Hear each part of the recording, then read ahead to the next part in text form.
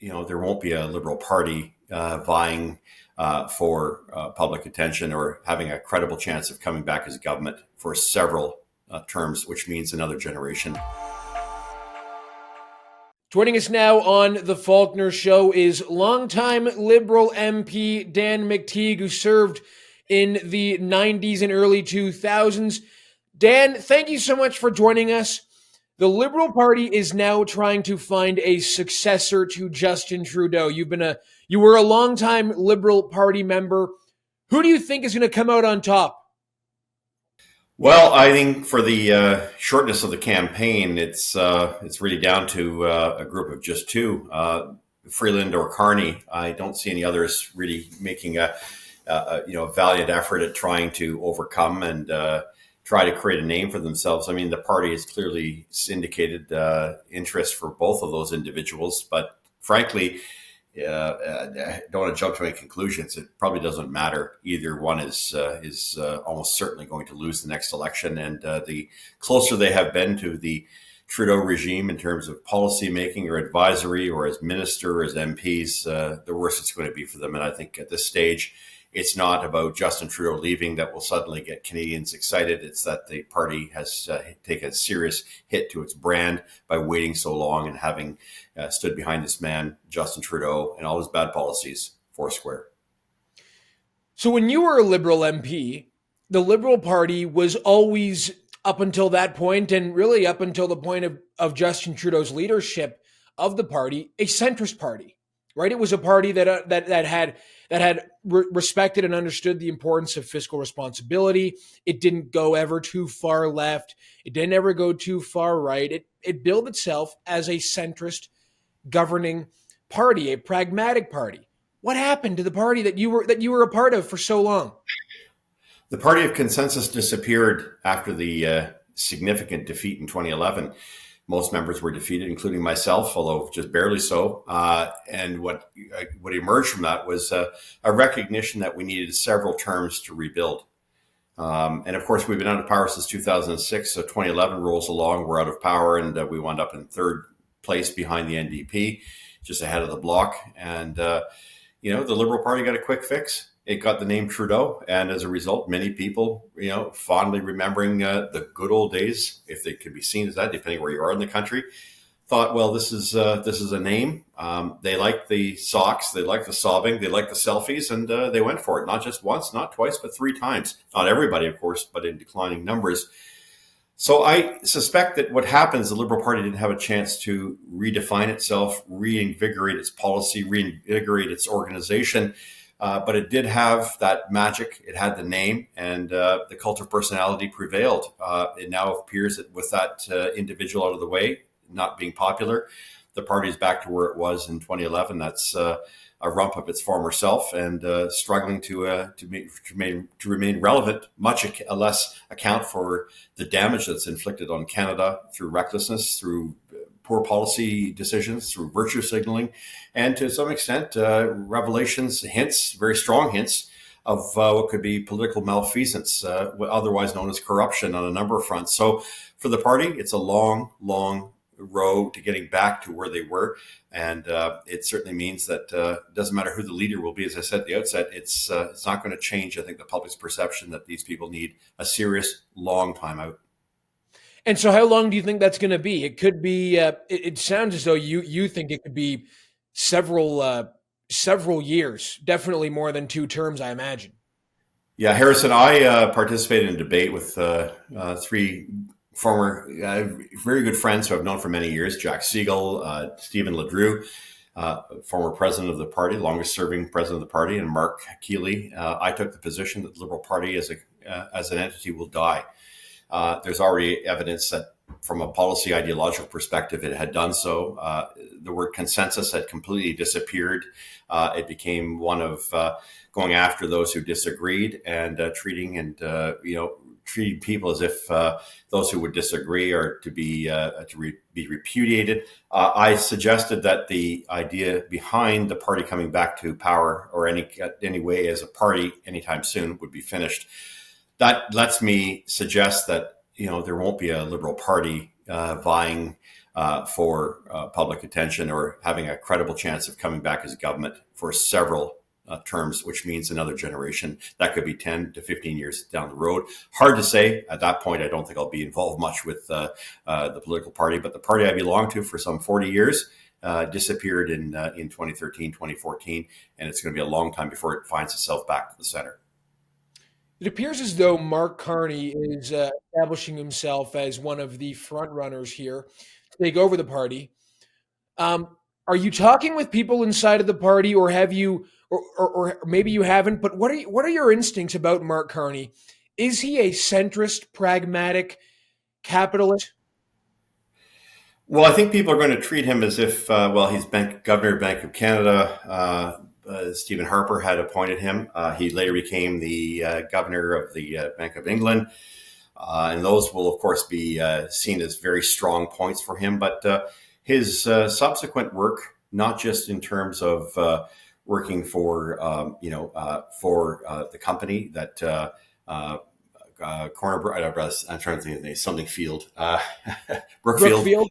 Yeah. And of course, his work with the Glasgow financial assistance towards our move towards net zero GFANs is certainly not going to help at a time in which I think many banks and institutions are realizing maybe it wasn't such a brilliant idea to choke off funding to organizations that are responsible for supporting the Canadian economy in terms of revenues, in terms of economic activity, something that in the 1990s and early 2000s, we as Liberals understood as being extremely important to getting the country's financial house in order.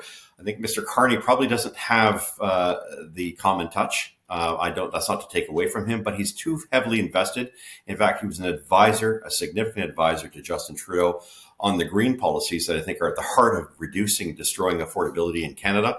That may be true of the rest of the world, and creating an era of a lack of prosperity for a lot of Canadians. And so there's a connection between what Justin Trudeau did, apart from his own personalities, his own character, and the policies behind it, which Mark Carney had a very, very strong hand in advocating. So I don't think there's much of a change. As the famous band from the 1970s, 60s would have said, The Who, meet the new boss, same as the old boss. What made you want to be a Liberal?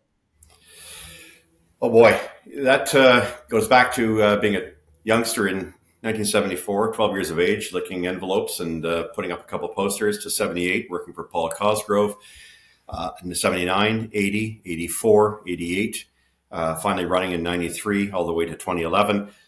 It was the sense of the party as always struggling to find out where the average person was, the genius of the country.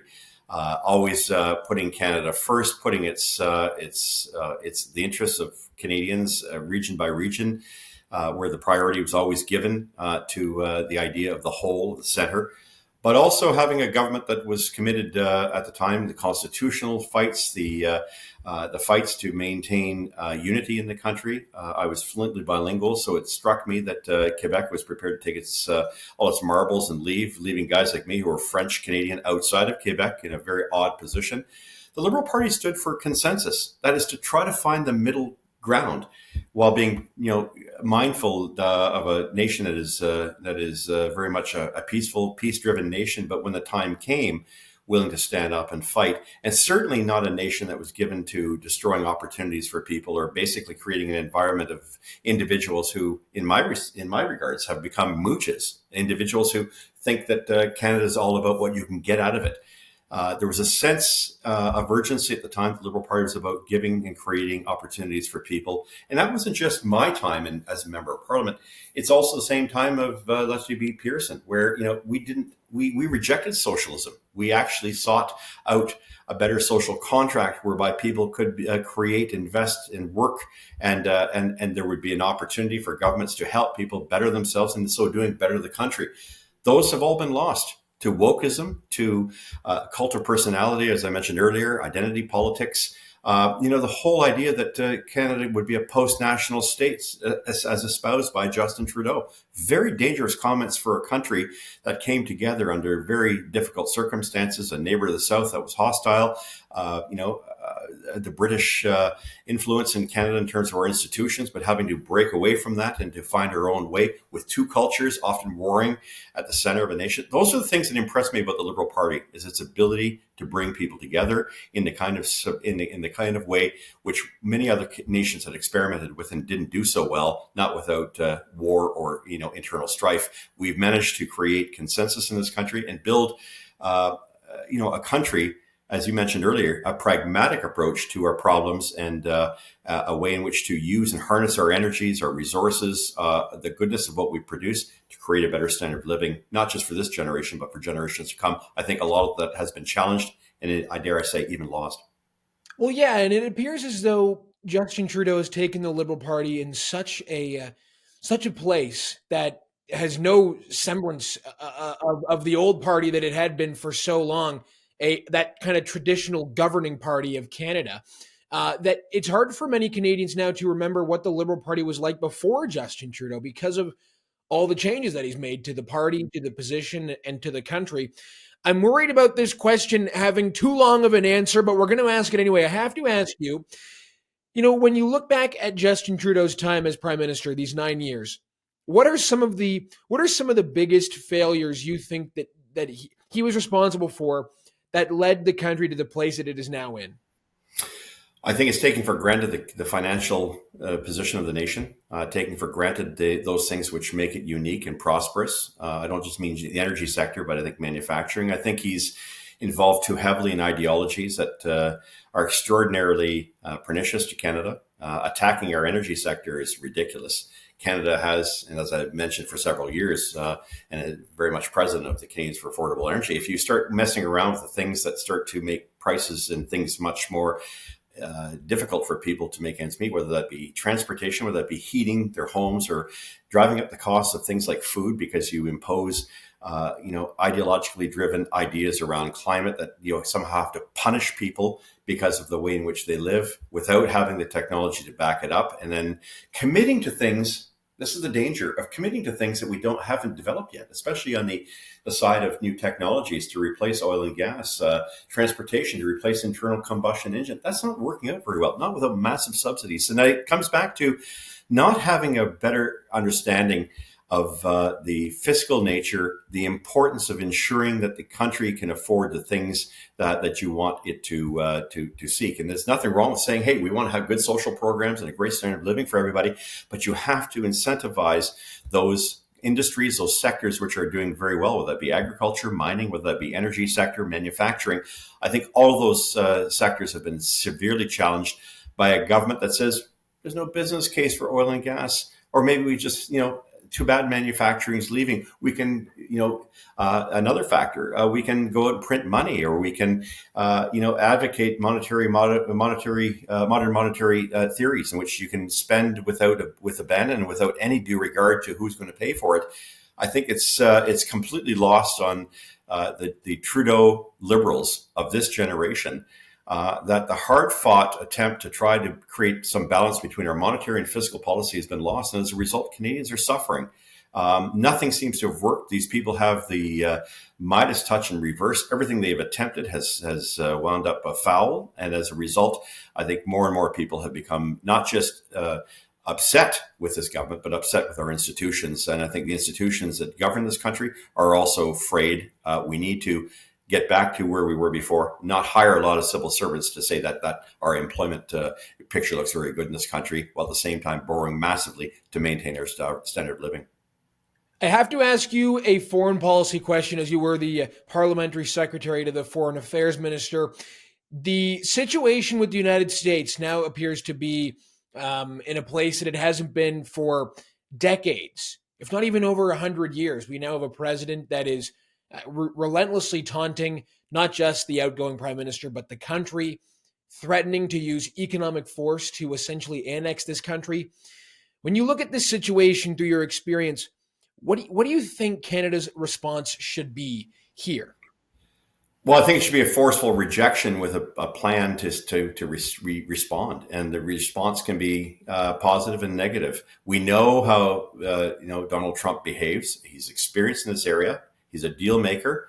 He sees weakness. He sees weakness with our institutions, with our government, and certainly with the prime minister.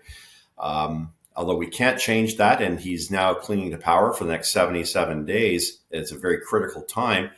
I think the country has to be prepared to respond in kind and to continue, as Alberta's doing, for instance, which is to remind the Trump administration and those around it that you can't do without Canadian heavy oil, and you can't do without natural gas. You're a country that produces 13 million barrels of oil. Much of that can only produce gasoline. It can't produce diesel. How do you run your military? How do you run your mining? How do you run your transportation sector? You need Canada as much as Canada needs you. It's a symbiotic relationship. I think there's some people who are hawks on this and have been very, very good. Again, Daniel Smith being an example. I don't think it was great for Doug Ford at the beginning to start to threaten energy. Much of the energy we sell, by the way, in terms of electricity to the United States is because we have spillover from green energy, which of course, it costs us, a lot to produce, and we get nothing for it by selling to the Americans. But I think there's a way of responding to this, and that's to also recognize there's some things that Donald Trump is saying that actually make sense. Getting rid of electric vehicle mandates means that we've basically committed about $50 billion of money we don't need to spend now because Americans won't have to buy electric vehicles. Some do, but they certainly won't be in that kind of buying mood. So we should stick with what we have. I think we let this thing play out, but we also have to have a game strategy by the Prime Minister. If he's decided he wants to resign, he doesn't have a game plan, then he ought to leave right now, decamp, send it over to a temporary leader of the government so that they can have a strategy in place as opposed to sort of winging it, spending time on a ski hill somewhere, contemplating his life. We don't need conversations. We need action, and I think we need a new prime minister and a new cabinet and a new team to advocate for that. We don't have a lot of time. But I think we may very well find ourselves in a very tough situation until that election takes place. My guess, sometime around the first week of May. And you think Donald Trump is serious about the 25% tariff? I think he's serious about illustrating that there's some problems that he wants addressed. But if he does that, it's tit for tat. It's just as bad for Americans. I think there's probably about 20 to 25 states that would be affected as well adversely by Canada leveling back a similar tariff. And, what does this do? Does it touch off a war with other parts of the world? Will the Americans now tariff everybody? If that's the case, access to their market may be one thing. Americans have to be mindful of the fact they have massive debts. They're holding on to a $6, $7, $8 trillion debt, although they are reserve currency. That you can walk tall and carry a big stick, and tell the world what you think. But there comes a point where I think we thought very similar of Mr. Trump and his comments about the last round of negotiations that there were going to be some real problems. There are problems. We have to take them very seriously. But we also have to be in a position where we can remind President Trump and his administration that without Canada, the greatest trading relationship in the world will dissolve. And that's not in anyone's interest on either side of the border. Well, we've covered a lot of ground, and that's all the time we have. But Dan McTeague, thank you very much for joining us on the show. We hope to have you back soon.